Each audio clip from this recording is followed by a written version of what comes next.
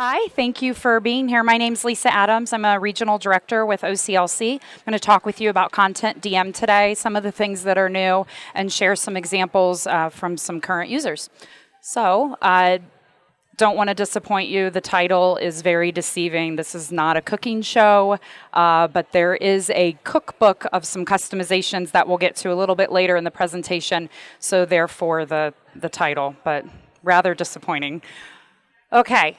So CONTENTdm, if you're not familiar with it, it is a digital asset management system. What it allows you to do is take those digital items and put them into a website. So one of the great things about CONTENTdm and what has created such a large community is that it's much more than photographs. So if you have got newspapers, manuscripts, AV materials, all of those materials can be ingested into CONTENTdm. So we currently have over 2,500 institutions using CONTENTdm. Most of those institutions are hosted within the OCLC data center, and we'll talk about that too. Those institutions represent 41 million digital items in the OCLC data centers. And again, emphasis on items, it's all sorts of content, and we'll show some examples.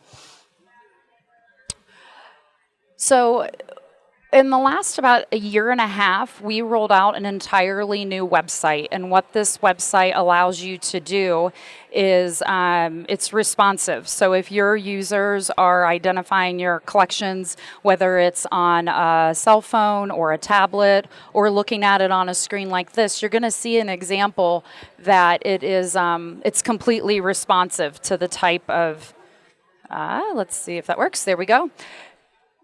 So you can see here that it's just automatically responding to the size of the screen that the website's on. This example right here, East Baton Rouge, this is completely out of the box. So this is no customization. It's all done through the website configuration tool, and this is what an out-of-the-box instance of CONTENTdm looks like. So you've got the ability to customize your header here with your logo, look and feel to match your library's website, and then you can see here just browsing through. The other neat thing about it is it does allow for localization, so you can select the languages that are important to your patrons. Oh. The other example I wanted to show up was the University of the Arts. See if I can click on it here. I think that did it. There we go. And this is an example of an institution who has done a little bit more on the customization, but it's all done through the CONTENTdm website configuration tool. So it's not reliant on web development or really strong programming skills. We give you the tools to create sites that look like this. So they've done some unique things with the search and incorporating some of the look and feel of their library homepage.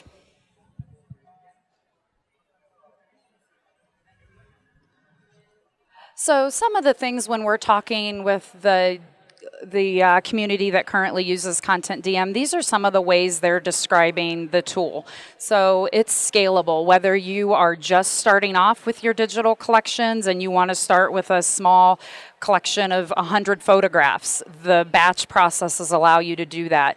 If you are starting off and you've got larger batch processes in the thousands, the tool lets you ingest that as well. So it's completely scalable to the type of project you're working on. The integration is with the digital collection gateway so that you can take the metadata from your digital items and incorporate that into WorldCat. So what that's doing is making your library more discoverable, getting those items out there, and the users and researchers around the world are finding the things that are unique to your community. Like I said, it's easy to use. I showed some examples just out of the box. All of that configuration is done. Doesn't require really heavy programming skills. And then it's accessible. We've, in this new responsive site, we have also done all of the accessibility features and meet the guidelines. So, okay, let's see what's next. So here's an example of a user, and I'll let you read the words that they've said. But Seattle Public Library in 2008 or so embarked upon a project to digitize a lot of their local history. And one of the reasons they selected CONTENTdm is because they didn't want to rely on their local IT. They have a small staff. They had they just knew that they wouldn't have the ability to utilize a lot of local IT. So they went with CONTENTdm, and they've really grown their collections over the years. So here's another example of a website, and this is actually more of a group view where Indiana's taken on a group-wide, a statewide project, and then they're displaying collections from all over the state. So they're partnering with a lot of different institutions, and one of the things that this website's doing is pulling from all the APIs, so from the CONTENTdm APIs. So there's some information on that. Okay, so how does it all work? This is probably more than a one-slide conversation, but high-level workflow is that you've got your digital collection, so you have the materials that you want to present into your website. You ingest them into CONTENTdm.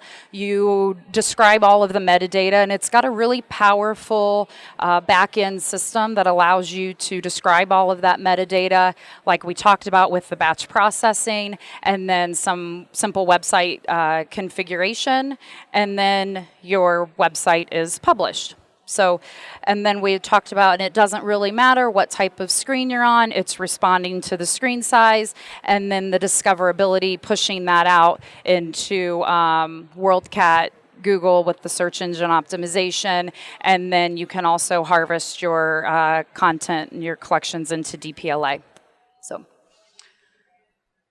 okay. Here is where the cooking reference comes in. So what we have created, our product management team, and working with users, we really understood that a lot of the users wanted to do the same types of customizations. We have built CONTENTdm on a framework that allows for you to do this. So there is a cookbook now. Maybe that doesn't. Let's see if that works. Well, there's a screenshot on the next page. Let's go there.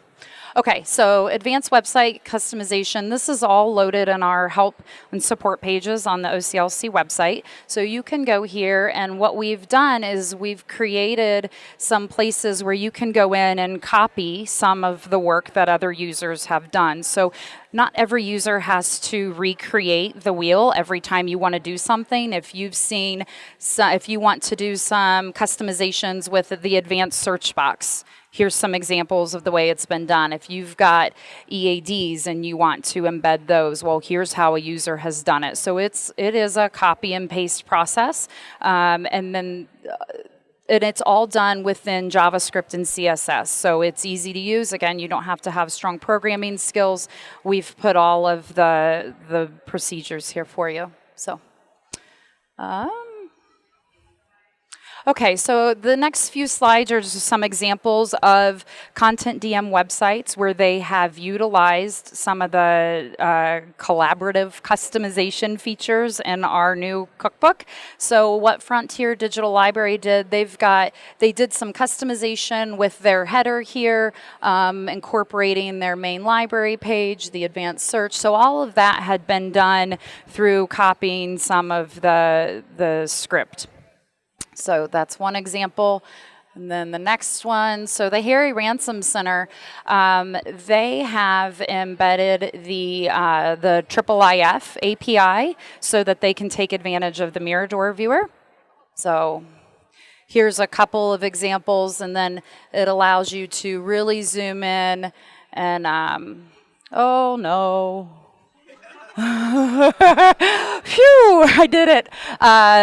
So here are just a couple of images that they've included in on their website, and I thought we had. Okay, so then the Huntington. This is the Huntington Library out in Pasadena, California, and they've also embedded the IIIF API there. So it's on their screen, and then what this allows them to do is use the Mirador viewer. And so as researchers are finding the materials, they're really able to zoom in on the images. And these are historical manuscripts. Oh, let's see what's next. And Penn State, the customization that they have done, you can see here they've embedded this Ask a Librarian widget there. So they've also used some different customizations, and here's the look and feel. They've matched it up to identify exactly with their library website so that consistency carries over. So just a few examples. And I think this might be the last example. The Reis Institute, they are a car museum in Naples, Florida. Beautiful collection. And they just went live in CONTENTdm maybe about 6 months ago or so. And some of the customization that they've done is they've embedded a shopping cart here. So they have found that their patrons want to purchase some of the images that they have of all of these beautiful historical cars, and so they've embedded the shopping cart functionality. Okay, and so just to wrap up and summarize a few things, we really like to emphasize that CONTENTdm is ready for you out of the box. There is a large community. You can feel very trustworthy of the large group of users. There is a community center that you can log into where there are discussions and forums and listservs. We also host we co-host a user group meeting once a year. It's usually in the summer, and users come together. We share different presentations. We have office hours every month where the product manager will get on, talk about some highlights and updates, and it's a great chance to chat back and forth some questions, talk through any specifics. Support's available. There's extensive training on our support website as well. There's 3 recorded sessions, live sessions at least once a quarter. There's lots of tutorials and workflows depending on the types of projects. If you're trying to tackle an AV project, we've got tutorials and workflows to help you do that. User-created best practices, we've got some examples there too, and then just the new customizations can help. And then we send out quarterly newsletters and highlight collections every month just to try and promote your collections further. So I think, how'd I do on time? Phew, 2 minutes to spare. Did good. So thank you. I appreciate you all attending. If you have any questions, let me know.